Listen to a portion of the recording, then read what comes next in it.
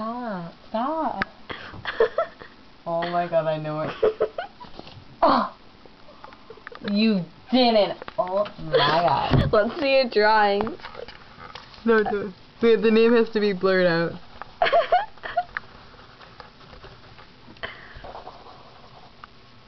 Let me turn the light. There. Now we can see them. Guess who this is? That's a normal person. And then, guess who that is?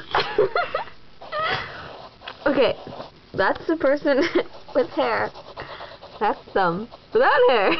Now see, we all thought that underneath that hair was just a small little head. I mean, we just thought his hair was big. I mean, its hair was big.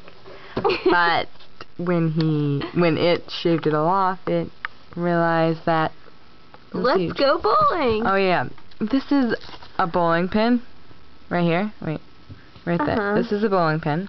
This is a bowling pin upside down. Now let me show you what this kid looks like. Whoops, my pencil broke.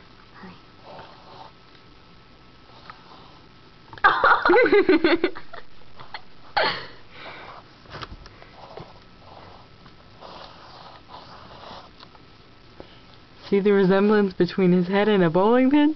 Upside down? There's not much difference.